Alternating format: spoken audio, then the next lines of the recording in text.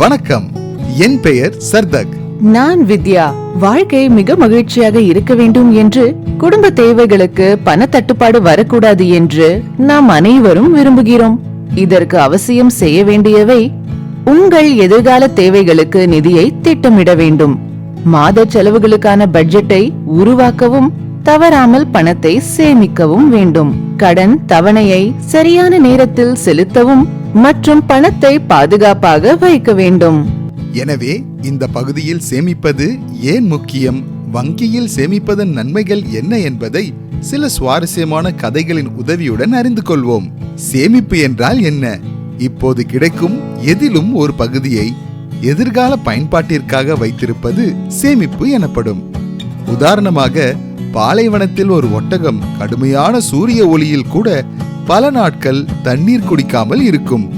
ஏனென்றால் தண்ணீர் கிடைக்கும் போதெல்லாம் அது நிறைய தண்ணீரை குடித்து வயிற்றில் சேமிக்கின்றது. மேலும் கோடையில் பாட்டி மாங்காய் ஊறுகாய் செய்வார்கள். அதனால் மாம்பழ சீசன் முடிந்தாலுமே வருடம் முழுவதும் ஊறுகாயை உண்டு மகிழ்வோம்.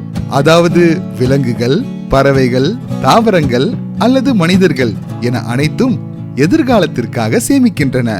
அதேபோல் நாமும் நம் பணத்தை சேமிக்க வேண்டும். இது ஷாலு, இது மாலு.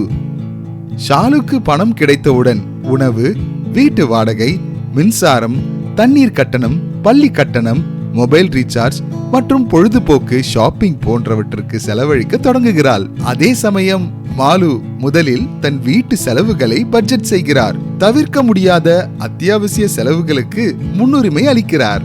இதற்கு பிறகு மாலு ஒரு நிலையான தொகையை சேமிப்பாக ஒதுக்குகிறார். பின்னர் மீதமுள்ள பணத்தை மற்ற செலவுகளுக்கு பயன்படுத்துகிறார். தேவையற்ற செலவுகளை தள்ளி போடுகிறார். மாலுவை போலவே எதிர்காலத்திற்காக குறையக்கூடிய மற்றும் சேமிக்கக்கூடிய அந்த செலவுகள் என்ன என்ன என்பதை சிந்திக்க வேண்டும். ஏனென்றால் நோய், விபத்து என பல திடீர் செலவுகள் வரும். போதிய சேமிப்பு இல்லை என்றால் கடன் வாங்க வேண்டும். இப்படி கடன் வாங்கியோ நகைகளை அடகு வைத்தோ கடன் வலையில் சிக்கி தேவையில்லாத வட்டி கட்ட வேண்டிய நிலை வரும். இன்று சேமித்து வைத்தால் மட்டுமே எதிர்காலத்தில் திருமணம், பண்டிகை அல்லது ஏதேனும் நோய், விபத்து அல்லது பிற திடீர் செலவுகளின் போது அந்த பணத்தை பயன்படுத்த முடியும். அதனால் சிறிய அளவிலான பணத்தை நாம் தவறாமல் சேமிக்க வேண்டும். இது போலா, இது கோலா. சேமிப்பின் முக்கியத்துவத்தை புரிந்து கொண்ட இருவரும் மாதந்தோறும் கொஞ்சம் கொஞ்சமாக சேமித்தனர். போலா தனது பணத்தை ஒரு பிளாஸ்டிக் பாக்கெட்டில் வைத்து தனது வீட்டின் பின்புறம் தரையில் குழி தோண்டி அதில் வைத்திருந்தார். அதே சமயம் கோலா வங்கியில் தொடங்கிய ஜன்தன் கணக்கில் பணத்தை டெபாசிட் செய்தார். துரதிர்ஷ்டவசமாக இந்த ஆண்டு மழைக்காலத்தில் வெள்ளப்பெருக்கு ஏற்பட்டு கிராமத்தில் உள்ள அனைவரும் உயரமான இடங்களில் உள்ள பாதுகாப்பான இடங்களுக்கு செல்ல வேண்டிய நிலை ஏற்பட்டது.